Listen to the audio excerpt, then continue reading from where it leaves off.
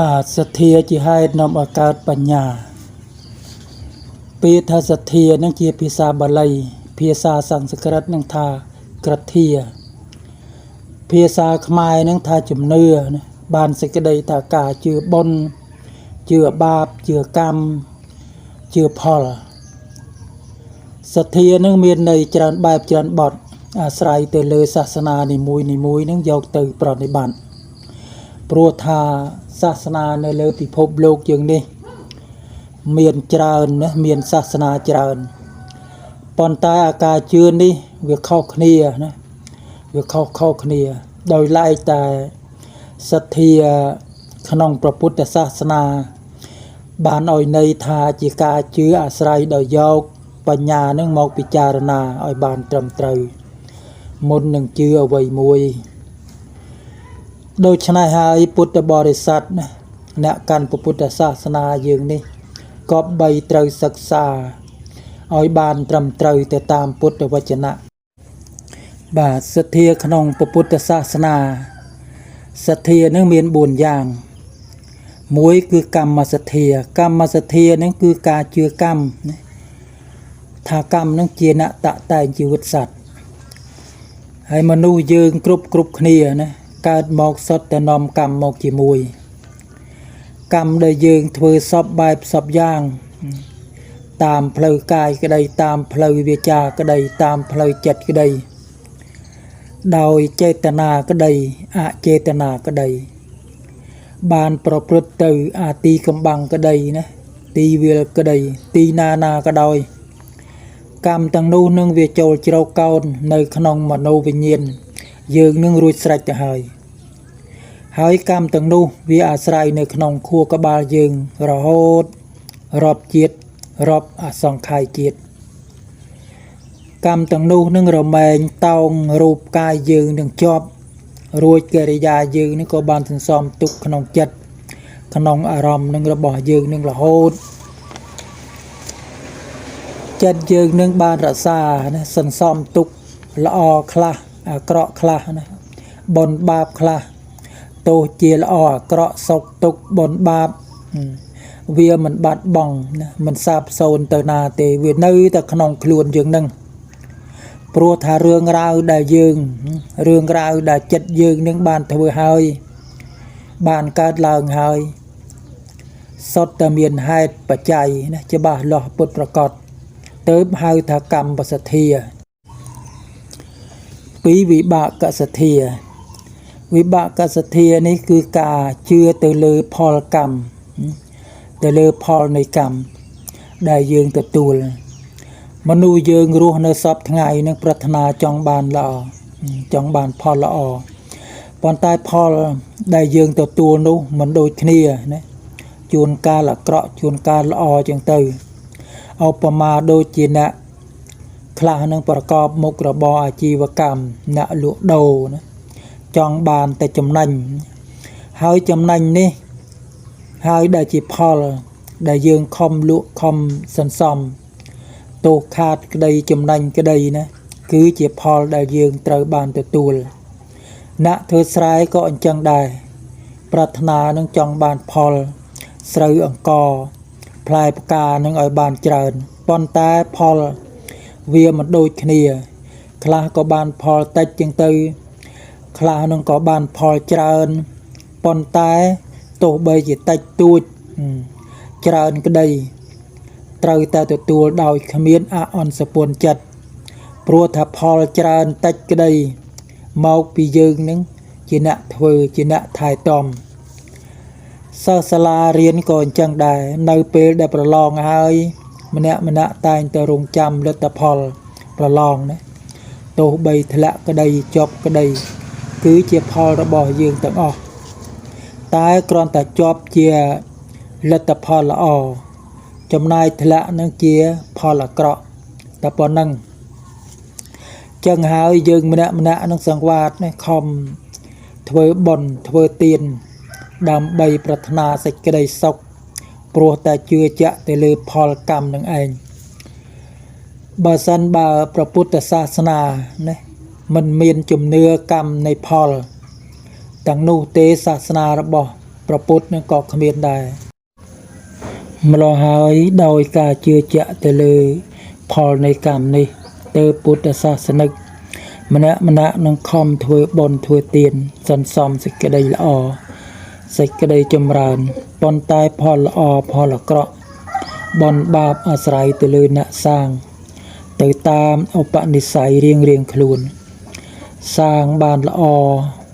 ផលជាសុខសាងអាក្រក់បានផលជាទុក្ខយ៉ាងណាការជឿទៅលើកម្មផលនេះយើង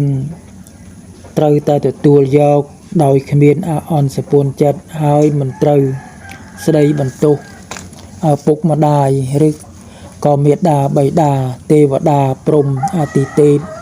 ឬបុគ្គលណាមួយព្រោះផលទាំងនោះវាកើតចេញពីខ្លួនឯងជាអ្នកសាងជាអ្នកធ្វើសម័យណាធ្វើបានល្អទទួលបានល្អសម័យណាដែលយើងធ្វើអាក្រក់ទទួលបានអាក្រក់ពេលណាដែលយើងធ្វើល្អនឹងបានសុខពេលណាដែលយើងធ្វើអាក្រក់នឹងបានទុក្ខចឹងហើយមានតែយើងនឹងម្នាក់គ្រប់រូបនឹងត្រូវខិតខំព្យាយាមសង្វាតបំពេញសេចក្តីល្អនឹងឲ្យបានច្រើនហើយធម៌ណាដែលមិនប្រកបទៅដោយសេចក្តីសុខចម្រើនមិនមានផលប្រយោជន៍ត្រូវលះបង់ជីករណ្ដៅឲ្យជ្រៅកប់ឲ្យចិត្តកុំឲ្យវាកើតឡើងនៅក្នុងខណ្ឌសន្តានយើងបានទៀតចំណែកទី3នេះគឺកម្មសកតាសទ្ធាកម្មសកតាសទ្ធានេះគឺការជឿថាសត្វនឹងមានកម្មជារបស់ខ្លួនជឿថាមនុស្សកើតមកតែងតែមានកម្មជារបស់ខ្លួនព្រោះថាកម្មនេះគ្មានអ្នកណាផ្ដល់ឲ្យឬក៏ចែករំលែកនឹងឲ្យនោះទេមានតែខ្លួនឯងជាអ្នកសាងជាអ្នកធ្វើល្អអាក្រក់បុណ្យបាបសុខទុក្ខខ្លួនឯងនឹងជាអ្នកធ្វើរាល់កិច្ចការទាំងអស់ដែលខ្លួននឹងបានធ្វើហើយចំណែកមេដាបិតាយើងនឹងលោកគ្រាន់តែជាអ្នកផ្ដល់កំណើតឲ្យមានរូបមានរាងណាមានកាយតែប៉ុណ្ណោះតែចិត្តគំនិតបញ្ញាវាសនាកម្មផ្សេងនឹងលោកមិនបានបង្កើតឡើយព្រោះថារឿងរ៉ាវដែលកើតហើយគឺជាកម្មរបស់យើងជាកម្មរបស់ខ្លួនឯងជាអ្នកកំណត់ជាអ្នកសន្សំទុកក្នុងខណ្ឌសន្តានទោសតិចទោសច្រើនក្តីអាស្រ័យលើខ្លួនហើយត្រូវទទួលស្គាល់ថាសត្វមានកម្មជារបស់ខ្លួនពិតប្រាកដរីឯ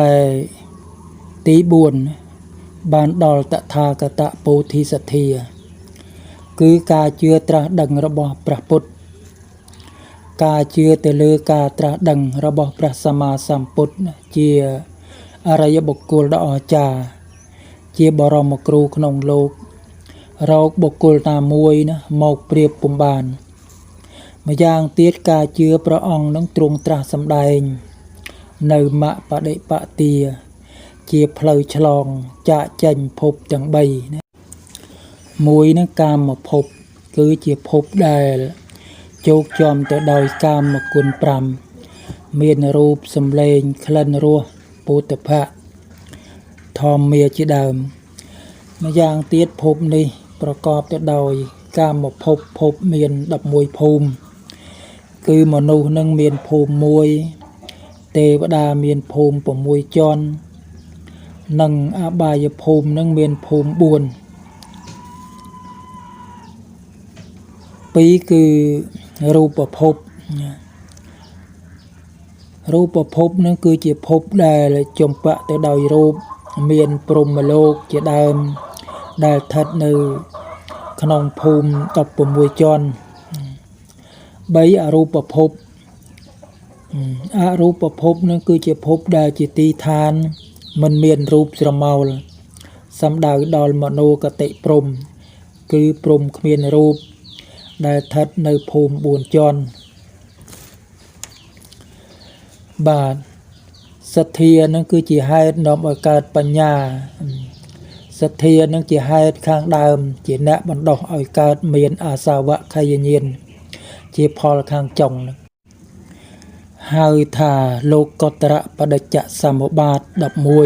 11ដែលតកតងគ្នានឹងគ្នាដោយបច្ច័យនឹងមានដូចជាសទ្ធាជាបច្ច័យនឹងដល់បាមុជ្ជៈជាបច្ច័យនឹងដល់បៃតិជាបច្ច័យនឹងដល់បស្សទ្ធិជាបច្ច័យនឹងដល់សុខជាបច្ច័យនឹងដល់សមាធិជាបច្ច័យនឹងដល់ញាណទស្សនៈជាបច្ច័យដល់និព្ពិទានឹងជាបច្ច័យដល់វិរិយនឹងជាបច្ច័យនឹងដល់វិមុតតិជាបច្ច័យនឹងដល់អាសវខយញាណបាទសទ្ធាជាក្របពូជដ៏ល្អសម្រាប់ចាកចេញភពអវិជ្ជា